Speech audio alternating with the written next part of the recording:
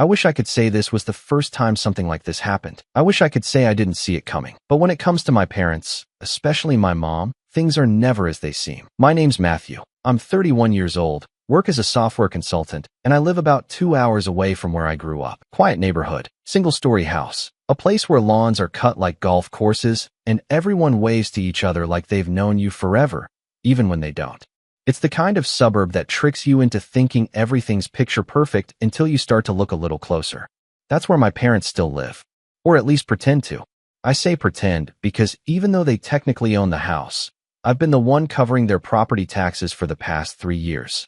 Not because they asked, because the county sent them a foreclosure notice and they shoved it under a stack of magazines like it would disappear. I found it by accident while I was over helping them move an old couch out of the garage. Oh, that? It's nothing, my dad had said, waving his hand like he was swatting away a fly. Just government junk mail. That was the first real clue. But like an idiot, I wanted to believe him. Because no matter how many times my parents downplayed something or made excuses, a part of me still clung to this blurry childhood image of them. Strong, dependable, invincible. That version of them died a long time ago. I just hadn't had the funeral yet. Growing up, I was the youngest of 3. My brother Tyler is 5 years older, and my sister Megan is 3 years older. Megan moved to Texas right after college and pretty much went no contact with everyone, including me. Tyler still lives close by, about 20 minutes from our parents, but he might as well live in a different state considering how often he shows up. He calls occasionally, sends holiday texts. But when it comes to actual help, money, time, effort, it's crickets. And yet, I'm the one they call. Always me. At first, I didn't mind. I make decent money. I don't have kids. And after a messy breakup last year, I've had more free time than I know what to do with. So when my mom called me out of the blue on a cold Tuesday afternoon last February, I picked up like always. I was on my lunch break, scrolling through Slack messages, half listening to someone on a Zoom call drone about server migration timelines. My phone buzzed, and her name popped up. I hesitated, thumb hovering over the screen. The last time she called me during the day, it was to tell me their car had been repossessed. But I picked up anyway, like I always do. Her voice was shaky, like she'd been crying. Matthew, sweetheart. I didn't know who else to call. That line alone should have triggered every alarm in my head, but I just sat back in my chair and waited. She went on to explain that their heat was going to be shut off, something about an overdue bill, some billing mix-up, how the company wouldn't wait any longer, how they were down to nothing. My dad had apparently been out of work for a few months, and she'd been trying to manage things the best she could, which is code for, we didn't pay a single utility bill all winter and hoped nobody would notice. I asked her how much they owed, and she started crying harder. I don't even want to tell you. It's so embarrassing, she whispered. We've never been this low before. We've cut everything we could, we canceled cable, we're eating soup every night. That last line caught me. Soup every night? Really? My mom is the kind of woman who used to lecture us for putting ketchup on hot dogs instead of mustard because presentation matters. I couldn't imagine her surviving on broth and crackers, let alone letting my dad do the same. Still, guilt hits you fast when it's your parents. Even if part of you suspects something's off, you don't want to be the kind of person who says no when someone's cold and begging for help. So I told her I'd take care of it. She resisted, of course. The whole performance. No. We couldn't ask you. You've done so much already. We just needed to vent. But I could hear it in her voice. She was already relieved. She knew I'd say yes. I asked her to forward me the latest bill, and she did within 5 minutes. It was over $700. Apparently, they hadn't paid since early November. I paid it that same day. No questions. I even threw in an extra 100 in case they needed groceries or something to get them through the week. She thanked me with an emotional voicemail, talking about how she didn't deserve a son like me, how I was a blessing from above. I wish I had saved that voicemail, not for sentimental reasons, just to remind myself how good she is at pretending. 3 days later, I was sitting on my couch, eating reheated pizza, when I got a text from Mrs. Caldwell, my parents' next-door neighbor. We're not exactly close, but we exchanged numbers after I helped her set up her Wi-Fi router a few months back. She's one of those sweet older ladies who keeps tabs on everything happening in the neighborhood, partly out of concern, mostly out of boredom. The text said, "Hey Matthew, just thought you might want to see this. I hope everything's okay. Attached was a video. At first, I didn't even recognize the backyard. But then I saw the white trellis my dad built 2 summers ago, and the fake stone fountain they installed with a Home Depot gift card I gave them for Christmas. The video showed their backyard, decorated with string lights, linen-covered tables, people laughing, mingling. A man in a white chef's coat was flipping skewers over a grill, and a woman with a headset was guiding a 5-piece jazz band through sound check. I sat there, frozen, watching my parents, who were supposedly broke and freezing, laughing with guests, sipping wine, smiling like they hadn't just begged me for heating money 3 days ago. The video was less than a minute long, but I must have watched it 10 times. Every time I thought maybe I was misunderstanding something, a new detail would jump out. My dad was wearing a new button-down. My mom had her hair professionally styled. At one point, I even saw Tyler in the background, holding a plate piled high with food, laughing at something someone said. Tyler, who hadn't chipped in a cent to help them. Tyler, who never returned my calls when I told him they were struggling. I didn't say anything. Not at first. I didn't call. I didn't text. I didn't even reply to Mrs. Caldwell's message. I just sat there for hours, phone in my hand, trying to figure out what I was supposed to feel. Angry? Hurt? Betrayed? All of it hit me at once, and then none of it did. It was like my brain refused to process it. So I didn't confront them. I didn't want to give them the satisfaction of knowing they got under my skin. I just quietly decided that this was the last time. No more surprise bills. No more guilt-tripping voicemails. No more games. But then, almost exactly 1 week later, I got another text from my mom. This one said, "Hey honey, sorry to bother you. We're short on cash again. Can you spot us something to get through the month?" No details. No explanation. Just a casual request for more money, like she was asking to borrow a jacket. That's when I snapped. But I didn't show it. I didn't reply to her message right away. I stared at the text, that casual, "Can you spot us?" Like we were college roommates splitting pizza money. No context. No apology.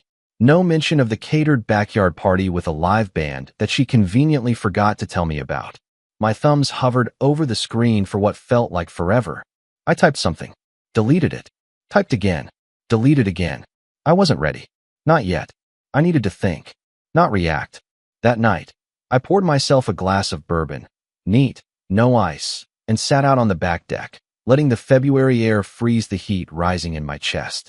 My parents had always been difficult, but this felt personal. Like they didn't just lie to me, they played me. Put on a full-blown performance for sympathy, drained my bank account, and then toasted with their friends while I sat in a 1-bedroom apartment thinking I'd just save them from freezing. And Tyler. Don't even get me started on Tyler. I debated calling him, but I already knew how it would go. "Yeah, Mom said you were helping out," he'd say, with that smug, detached tone he always used when he didn't want to get involved. "She told me not to worry. You've always been the responsible one." Responsible. That was his favorite word for me. Not generous. Not helpful. Responsible. Like I was the designated family accountant, pre-programmed to fix every mess they made. Because I wasn't married. Because I didn't have kids. Because I had a job that paid more than minimum wage. He used to joke about it at family dinners. "Matt's basically our backup savings account. Gotta keep him happy so he doesn't start charging interest." Funny how nobody laughed now. I didn't sleep that night. I stayed up scrolling through my bank app, looking at every payment I'd sent them over the past 2 years. Rent help. Car repairs. Emergency, vet bills for a dog that mysteriously never went to the vet. The property taxes I covered without ever asking to be paid back. All of it added up to just under $12,000. Not counting the heat bill I paid last week. $12,000. I could have taken a vacation, paid off the last of my student loans, upgraded my car. But no, I gave it to them. Out of guilt. Out of love. Out of obligation. And what did I get in return? Nothing. Not even honesty. The next morning, I finally texted her back. "Send me the amount and a copy of the bill. I need to see what it's for." 2 hours passed.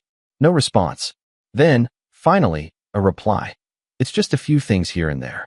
We're behind on some cards and the water bill. Not much, maybe $400 total. I can't find all the bills right now. It's been hectic." I asked again for documentation. She said they were all paper bills and probably buried under some stuff. Translation, there are no bills. This is a cash grab. That's when something in me changed.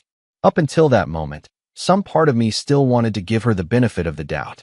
Still wanted to believe this was just a misunderstanding or poor money management, or maybe even a moment of desperation. But the way she avoided the question, the way she played dumb, the way she expected me to give without question, it hit me. This wasn't about help.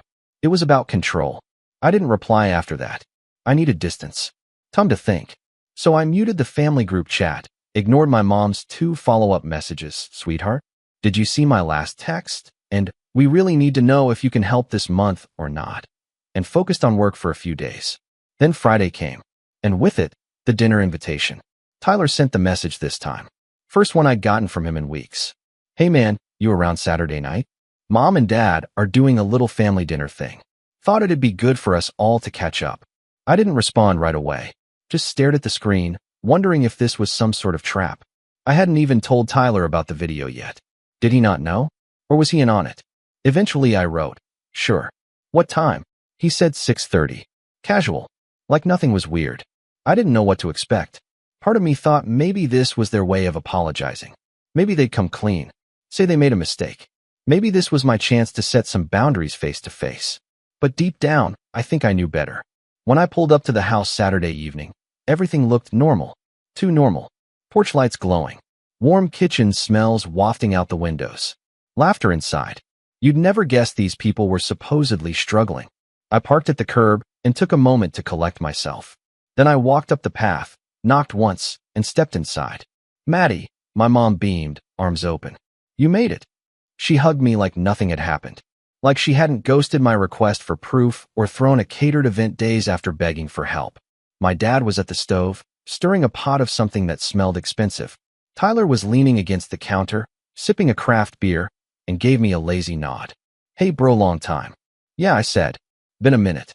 Dinner was served within 10 minutes.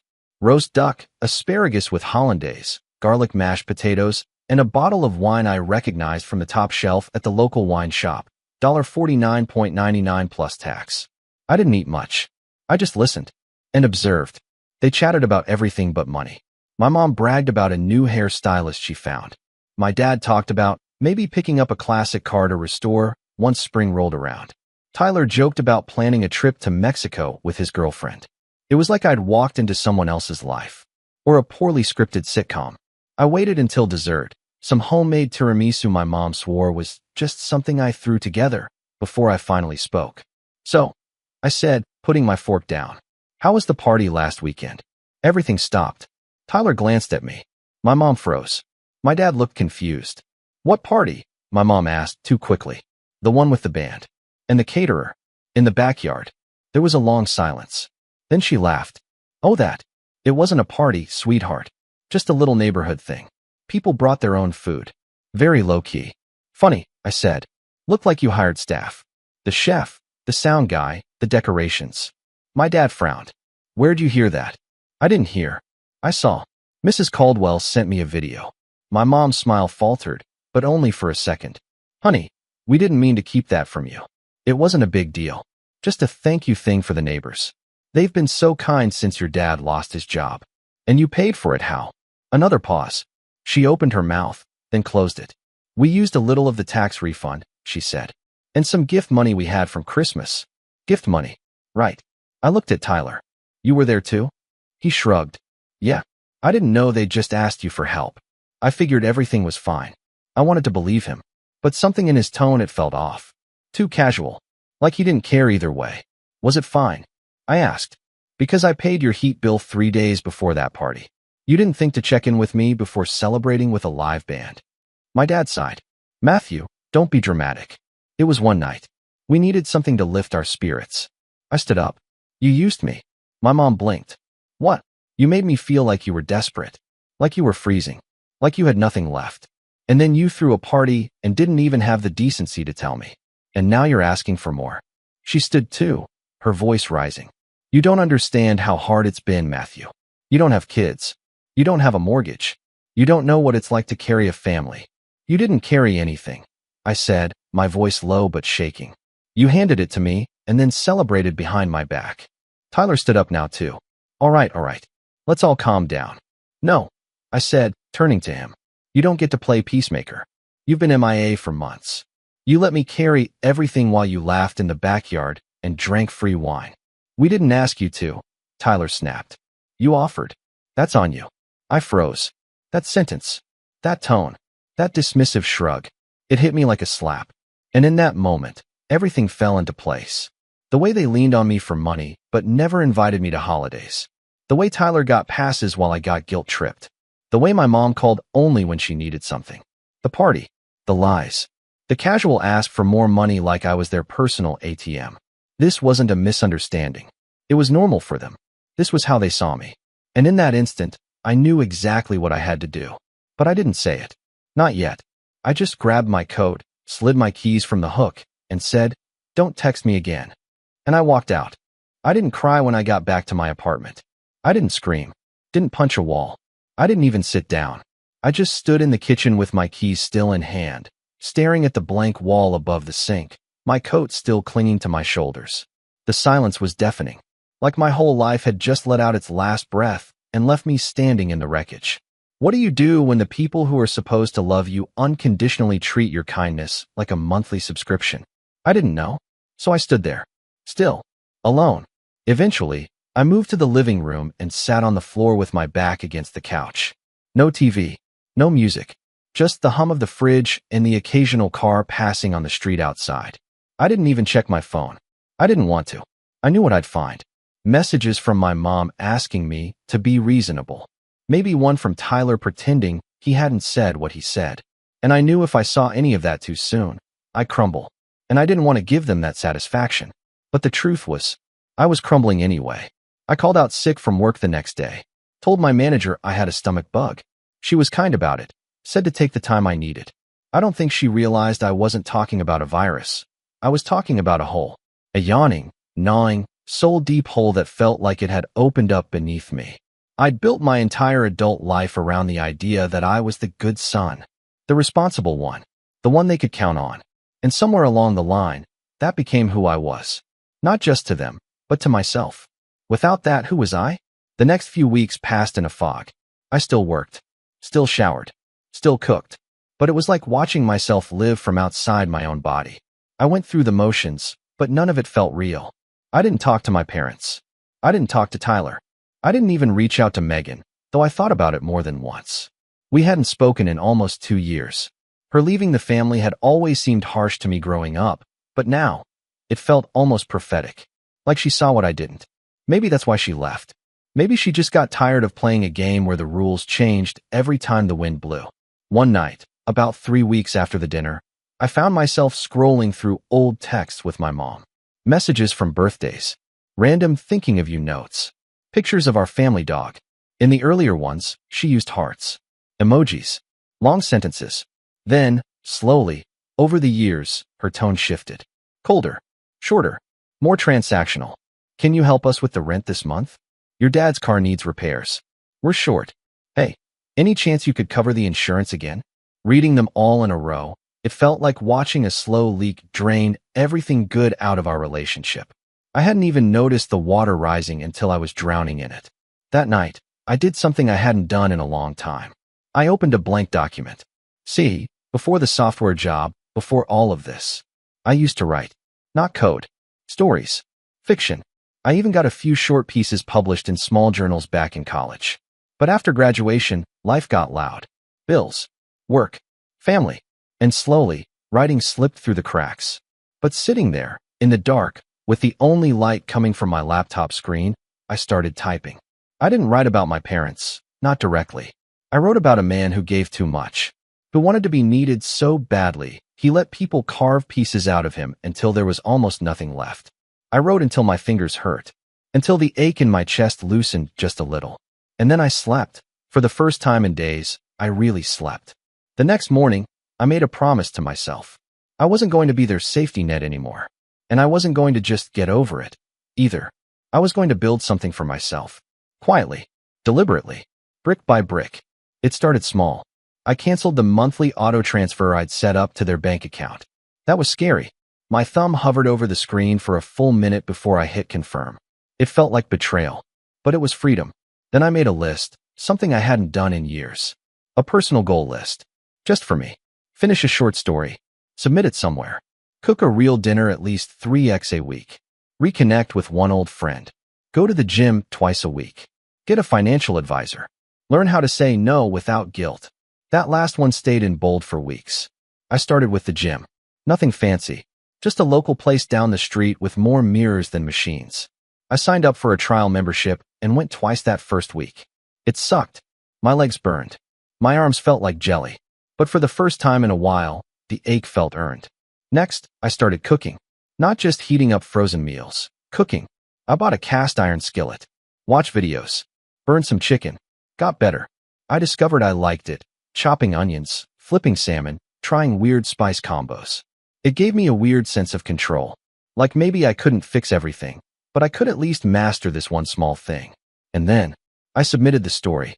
The one I wrote that night. I cleaned it up. Gave it a title. Sent it to a mid-size online magazine that still accepted unsolicited work. I didn't expect anything. Honestly, I did it just to prove I could follow through on something that wasn't about anyone else. 2 weeks later, I got an email. They wanted to publish it. I stared at the screen for 5 minutes before it sank in. I hadn't told anyone I submitted it. Not my coworkers. Not even the 2 friends I still texted occasionally. It was mine. Just mine. And now, someone else wanted to share it. I cried then. Not because of the story. Because for the first time in a long time, I felt like me again. Not the fixer. Not the provider. Not the punching bag. Just Matthew. The real one. After that, things snowballed. In a good way. I started writing regularly. Nothing too ambitious. Just short fiction. Character pieces. Observations about people in coffee shops or funny things I overheard in the grocery store. I posted a few anonymously online. Got some traction. One even got picked up by a small lit blog with a decent following. They called my voice refreshingly honest. That made me laugh. Honest?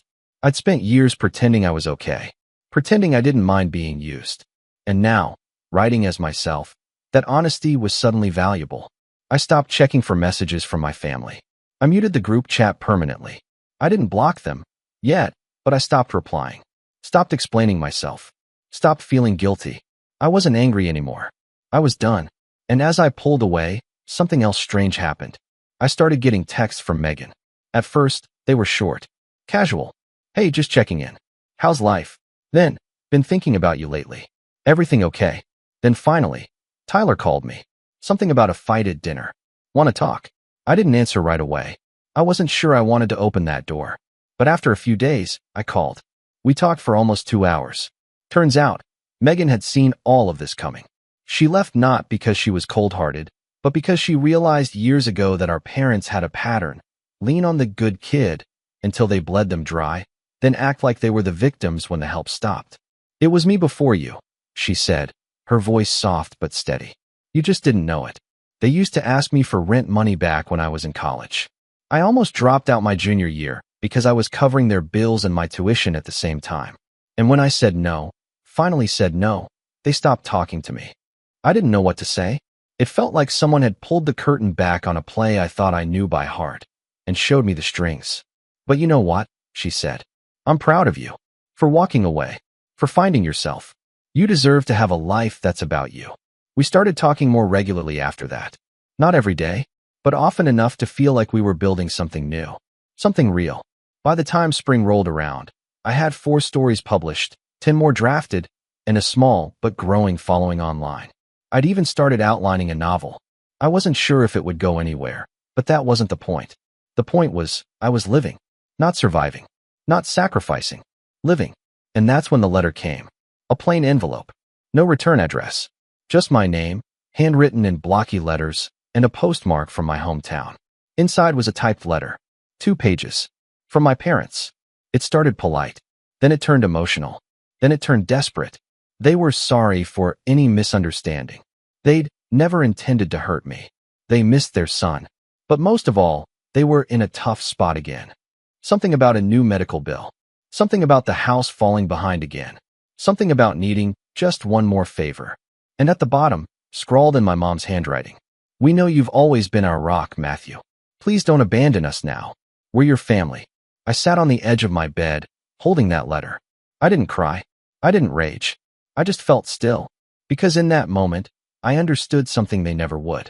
Being family doesn't mean being a fool. And being a rock doesn't mean letting people climb on you until you're dust. I folded the letter, set it aside, and picked up my pen. When I say I planned this carefully, I mean every word, every silence, every step was deliberate. I didn't rush. I didn't let emotion cloud it. I gave myself time, not just to heal, but to sharpen. Because for the first time in my life, I wasn't trying to make peace. I was building a reckoning. The letter from my parents sat unopened on the kitchen counter for days after I read it. I didn't throw it away. I didn't respond. I didn't even move it. I wanted to see it every morning, every time I walked past it. Not as a reminder of their desperation, but as a symbol of my resolve. They'd call me their rock. That used to be a compliment. Now it felt like a leash. Please don't abandon us now. I think that line broke something in me for good. Because abandonment? That's what they did every time I asked for basic respect. Every time I set a boundary, they ignored it. Every time I tried to talk about how their actions hurt me, they brushed it off as being sensitive. They were never interested in a relationship unless I was opening my wallet or swallowing my pride. They thought the letter would pull me back in, guilt me into submission. But all it did was prove they hadn't changed. Not even a little. That's when I started planning. I wasn't going to scream. I wasn't going to fight. I was going to show them who I really was, who I'd become, and what it meant to lose someone like me. The first piece of the plan? Megan. We'd been talking almost weekly by then. Sometimes longer calls, sometimes short voice messages with jokes or old memories. Rebuilding trust takes time, but with her, it felt natural. She was the only one who never asked me for a thing. She didn't pretend to be perfect. She just showed up. That meant everything. So one night, while we were on a video call and I was eating one of my sad bachelor salads, I brought it up. I got a letter from them. She leaned back, eyes narrowing. Let me guess. Lots of "we miss you and we need you"? Basically, I said. They're behind again. Medical bills. Megan rolled her eyes. Medical bills, my foot. They said that exact same thing when I moved to Austin. Then I found out they were helping Tyler finance his second car. The sports one. I stared at her. Wait. The red Audi. Yup. I blinked. They told me Tyler bought that with a bonus. He didn't even have a job that year. Something cold settled in my chest. They lied to both of us. Played us against each other. That's what they do, she said. Divide and conquer. Not anymore, I said quietly. She paused, then leaned closer. What are you thinking? I told her everything. The plan. The bait. The long game. I expected hesitation. Worry. Maybe even disapproval. Instead, Megan grinned. Matt, she said. Let's burn the stage while they're still performing. And just like that, I had my first ally. Next was research. You'd be amazed how much financial information is available if you know where to look. Public records, tax filings, property liens, court notices. I wasn't trying to destroy them yet, but I wanted leverage. I needed to understand exactly how deep the rabbit hole went. Turns out, it went deeper than I thought. The house was on its third mortgage refinance. They'd drained equity more than once. The car wasn't fully paid off. There were at least 2 credit cards in collections. And worst of all, they'd opened a joint card in my name 6 years ago. I felt my stomach drop when I saw it. I had no idea. I'd always had good credit, so I never really checked obsessively. But somehow, somewhere along the line, they'd forged my information. Probably with my old social from a college FAFSA form or tax return. The balance wasn't massive, under $4,000, but it was the principle. They hadn't just used me. They'd stolen from me. I could have gone nuclear right then, but I didn't. I filed a fraud claim, froze my credit, documented everything, because I wasn't ready for revenge yet. First, I had to let them dig the hole deeper. So I replied to the letter. Polite, reserved, but strategic. Thanks for the update. Sorry to hear about the medical stuff. I hope you're okay. Things have been tight on my end too, but I might be able to help. Just need some details first. Can you send me a breakdown of the bills you mentioned? Exact amounts, due dates, and provider info. Also, I'm working with a financial advisor now, so any help I give has to go through documentation. Hope you understand. It was bait, and they took it. Within 24 hours, my mom sent a long email listing 5 separate urgent bills. Medical copays, utility back pay, even car registration fees. Most of it looked thrown together, with fuzzy math and no proof. I asked again, this time firmly, for itemized statements. She sent blurry photos of envelopes and hand-scribbled notes with amounts circled in red pen. None of it looked real.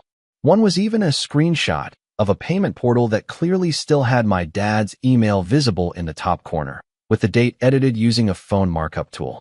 They were trying to scam me again. After everything, that's when the anger came back. But this time, I didn't bury it. I channeled it. I needed them to feel safe, comfortable, entitled again, just long enough for the hammer to fall. I emailed back 2 days later. Okay, let me talk to my advisor and see what we can do. I might be able to front some of this, but I'll need to write it up as a formal loan agreement. No interest, just documentation. Legal formality. Hope that's okay. My mom replied within 7 minutes. Of course, sweetheart. We trust you completely. Anything you need us to sign is fine. We're just so grateful. I created a fake loan contract template. Nothing binding, just something to make it feel real. I even sent it to them for review. They signed it, returned it. I hadn't sent a cent. Megan and I were tracking everything now. Dates, emails, texts. She even offered to pose as a potential investor in their home remodeling business, which I had no idea existed until my dad casually mentioned it in one of his emails. Apparently, they'd been exploring opportunities and pitching friends on a venture to flip homes. They'd even used my name, in conversations with others. Claimed I was backing them. That was the final straw. It wasn't enough that they lied, stole, and guilted me. Now they were using my identity to build their delusions. And it gave me the perfect setup. Because if they wanted to claim me as an investor, fine, let's make it official. The next step was Tyler.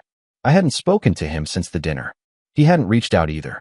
But I knew from Megan, and from social media, that he was still tight with our parents. Still dropping by. Still soaking in whatever benefits he could without getting his hands dirty. So I baited him too. Sent a simple message. Hey, just wanted to check in. Mom and Dad mentioned you might be helping them with that real estate idea. I've got some contacts in the city who might be interested. Let me know if you want to meet. He replied an hour later. Oh yeah, it's still in early stages. Nothing serious yet. But if you've got people who might fund it, that could help them a lot. They're kind of depending on you again, TBH. Depending on me. Like I was a resource, not a person. Perfect. I looped Megan in. We created a fake email address using a generic name, Sarah C. Holdings. I drafted a message pitching interest in investing in small family-owned real estate ventures, especially ones with existing capital partners. I CC'd Tyler and copied a few vague, professional-sounding phrases I'd seen in pitch decks over the years. They replied within a day. My parents. With an entire pitch document attached, complete with my name in the previous funding support section. I stared at that PDF for a long time. They'd used me as collateral. They were trying to build a lie on the back of a lie. Using me. And now, I had everything I needed. Proof of fraud. Identity theft. Lies in writing. A paper trail connecting every desperate plea to every manipulative tactic. But the best part? They had no idea what was coming. I wasn't going to just expose them. I was going to let them expose themselves. And then, when the time was right, I'd pull the curtain. Because sometimes, the best revenge isn't fire and fury. It's truth. Cold. Undeniable. Inescapable. But first, I had to wait. Just a little longer. I waited exactly 32 days. Long enough for the documents to pile up. Long enough for my parents to sink deeper into their fantasy. Long enough for them to get comfortable, tossing around my name like a business asset, pitching their imaginary remodeling company to neighbors, friends, even a retired couple Megan found through a Facebook group, posing as another investor contact. They were careless, bold, even proud. My mom forwarded me an email chain with the subject line, pitch follow-up, potential $50,000 backer. I wasn't copied on the thread, but they name-dropped me 5 times. Said I was handling the numbers. Said I was our primary angel investor. Said I'd approved the direction of the project. I hadn't responded in weeks. I let them think I was just working on logistics. That I was the same old Matthew, slow to reply, too nice to push back, too passive to question. They still thought I was theirs. But they had no idea what I'd built. Step 1, the letter. I hired a lawyer, not for lawsuits, yet, but for language. I wanted every word to land with weight. We drafted a single-page letter. No accusations. No rage. Just facts. Dear Mom and Dad, after reviewing your recent correspondence, I feel it's necessary to clarify that I am not, nor have I ever been, an investor, representative, or financial partner in your remodeling business or any related ventures. Any use of my name, credentials, or financial contributions in these contexts is unauthorized and must cease immediately. Furthermore, recent discoveries regarding a fraudulent credit account opened in my name have prompted me to take formal legal action, including credit repair measures and fraud documentation filings. These records may include any relevant family members who had access to my personal information. I strongly encourage you to cease all misrepresentation involving my name, to inform all parties you've contacted of the correction, and to expect no further financial assistance. This is not a negotiation. Matthew. I printed it on thick paper, mailed it certified. The tracking confirmation hit their inbox on a Thursday morning. By Friday, my phone had 12 missed calls. I didn't answer. They tried email next. Matthew, please call us. This is a huge misunderstanding. Then, we're hurt and confused. Why are you turning on your own parents? Then finally, if you're going to make legal threats, maybe we should tell our side of the story. I ignored them all, because by then, I was already on step 2, the firebreak. I emailed every potential investor I could find, every neighbor, every contact they looped into their scheme, every name they'd copied on pitches and messages. I kept it simple and factual. Hi, just to clarify, I am not affiliated with the business proposal circulated by my parents' names.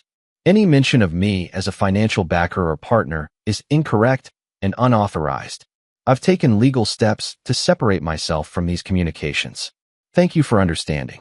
I signed it with my full name, linked my portfolio website, kept it professional. Responses poured in. Some thanked me. Some apologized. One retired man, Roger, called me to say he'd been considering a $20,000 investment but had a weird gut feeling. When he heard from me, he canceled immediately. They're not just irresponsible, he said. They're dangerous. But I wasn't done. Step 3, the audit. Megan, clever, no-nonsense Megan, reached out to the county tax office. Through a quiet contact, she got a full history of my parents' property.